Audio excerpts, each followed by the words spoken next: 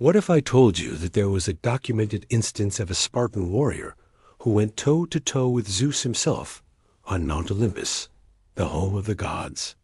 Well, it's true, and we have accounts from those who witnessed the event firsthand. But what most people don't realize is that this isn't just some obscure myth. There are many layers to this story, some of which have been lost to time. He would make Zeus bleed for the first time ever. No one except for Leonidas, because he received a secret warning from the Oracle of Delphi. Zeus wasn't just going to let himself be tied up like some commoner. Is there any way that a mere mortal could hope to defeat Zeus in combat? To prove this, let's examine the evidence. According to Plutarch, Leonidas was the son of King Alexander Well. According to Hesiod, the other gods were shocked and horrified. They had never seen anything like this before. Zeus was always portrayed as invincible and all-powerful, so seeing him wounded was truly a sight to behold. The other gods were worried that if word got out that Zeus could be defeated, then everyone on earth would stop worshiping him. So they did everything they could to cover up this embarrassing incident. This prophecy is mentioned by Plutarch, who writes that the Spartans believed that one day their city would be destroyed and the worship of their gods would cease. He goes on to say that they believed this would happen because a mortal would challenge the gods and win. And Queen Europa, which makes him a direct descendant of the royal line of Sparta. But wait a minute, that doesn't make any sense. Thanks for watching, and I'll see you next time. Well, it's called Pancration Theou, which translates to the combat of gods. This event forced Zeus to create new divine laws about how the gods could interact with mortals. This discovery has led many people to believe that this is the actual shield that Leonidas used when he fought Zeus. Even more exciting is that the pattern of the lightning strikes matches the description given by the ancient sources of how Zeus as bolts hit Leonidas as shield. This discovery suggests that the legend of Leonidas and Zeus may have some basis in reality. From that day forward, the gods were forbidden from competing in contests of strength against mortals, unless they were disguised as humans. They were also forbidden from accepting hospitality from mortals without giving something in return. This was a martial art that was used by Spartans specifically for fighting against the gods. It was said that this style was incredibly effective, but it was also very dangerous since it involved fighting a god. Unfortunately, not much is known about this technique, but it was likely a combination of wrestling, boxing, and other martial arts. It was also likely that Leonidas had some divine weapons on him, such as the sword of Demeter, which was said to be capable of wounding even the gods themselves.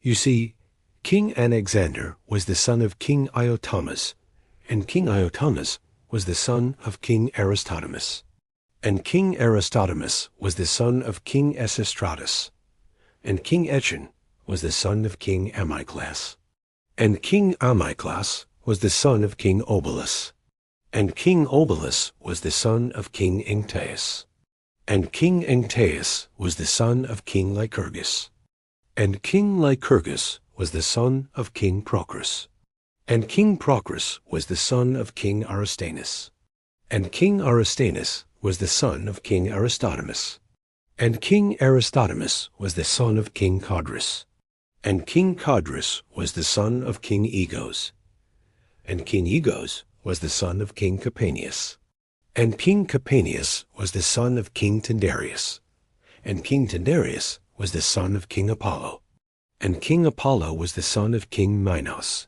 and King Minos was the son of King Rhadamanthus, and King Rhadamanthus was the son of King Belus, and King Belus was the son of King Poseidon. So if you're keeping track, that means that Leonidas is a direct descendant of the god Poseidon, which makes him a demigod. However, there is another theory out there which claims that Leonidas was actually the son of the god Ares. This would explain his incredible strength and bravery in battle. If you want to learn more about this theory, I highly recommend reading the book Leonidas and the Spartans by Paul Cartledge. The answer, as it turns out, is yes. You see, back in those days, it was common for warriors to take lovers, both male and female. And Leonidas was no exception.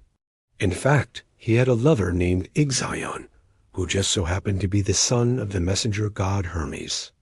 Now, you might not remember this, but Hermes was one of the 5 gods who were directly involved in the Trojan War.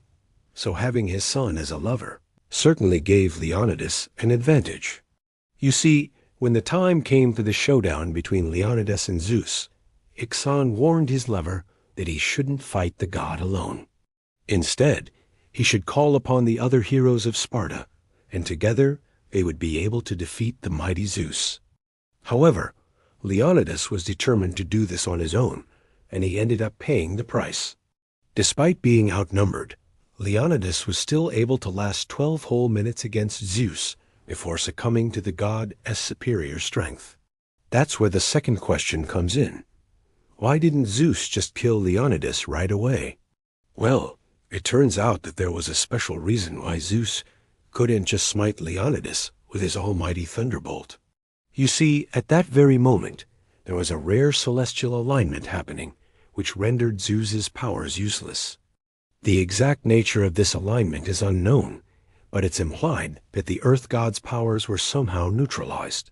It's as possible that this was intentional on the part of the storytellers to create a more balanced contest. After all, it wouldn't be much of a fight if Zeus just killed Leonidas right away. She told him that if he welcomed Zeus as an honored guest, he would gain great glory. But if he harmed Zeus, he would become a hero of the ages. Now, you might be thinking, well, duh. Of course, he chose the second option. But here's where things get interesting. Remember, the law of Xenia prohibited harming a guest, even if they were a god. So Leonidas was in a bit of a pickle. How could he gain glory without breaking the law? He wrestled with this dilemma for some time, until he finally had what some would call a stroke of genius. He invited Zeus to participate in a contest of strength, and if Zeus won, he would be treated as an honored guest. But if Leonidas won, Zeus would have to be bound with ropes. In other words, Leonidas was able to loophole the law of Xenia. And by doing so, he was able to force Zeus into a physical confrontation. But before we get to the battle itself, there are things you need to know. First, why did Zeus end up fighting Leonidas in the first place? Second, how did a mere mortal stand toe-to-toe with the most powerful god in existence? Third, why didn't Zeus just kill Leonidas right away? Fourth, was Leonidas actually a demigod? Fifth, how did the other gods react when they saw Zeus bleeding for the first time? And sixth, what was the forbidden technique that Leonidas used against the gods? So today, I'm going to break down the ultimate blasphemy, why a mere Spartan warrior would dare challenge the king of Olympus, and how he did it. I'll also share some amazing discoveries archaeologists recently made that tie directly to this event. But first, for those unaware, the ancient Greeks believed that their world was divided into 3 sections: the sky, the earth, and the underworld. The sky was ruled over by the 12 Olympians, led by Zeus. The earth was ruled over by Gaia, and the underworld was ruled over by Hades. The Greeks believed that these gods were immortal, all-powerful, and lived at the top of Mount Olympus, hidden away from the eyes of mortals. However, every now and then, a god would leave Olympus and interact with humans. When they did this, they had to follow strict rules of conduct. Otherwise, they could be challenged in court and held accountable for their actions. That's exactly what happened to Zeus. When it comes to stories about Zeus, there are always 2 types: stories about his greatness and power, and stories about his many, many flaws. One thing about Zeus was that he was notorious for leaving Olympus and interacting with mortals. It happened so often that there were formal rules put into place called the Xenon laws of sacred hospitality. These laws ensured that any stranger who showed up to your door was treated with respect and given food and shelter regardless of their social status. This way, if a god needed help or was disguised as a human and approached a home, they would be taken care of. This practice was not only extended to guests, but also to messengers and supplicants. If someone came to you asking for a favor, you couldn't refuse them. Otherwise, you would be held accountable in the courts. It was during one of these visits where a young Spartan warrior named Leonidas made a fateful decision that would change the course of history forever. Well, it all started when Zeus decided to pay a visit to the city of Sparta, but no one knew he was coming. Now, you might think that this is where the story ends, but that's not the case. So now let's move on to the third question, which brings us to our next question. Was Leonidas a demigod? Some sources claim that Leonidas was actually the son of the god of war, Ares. Now moving on to the fifth question. How did the other gods react when they saw Zeus bleeding for the first time? And that brings us to the final question. What was the forbidden Spartan technique that Leonidas used against the gods? Now we can talk about the aftermath of this battle.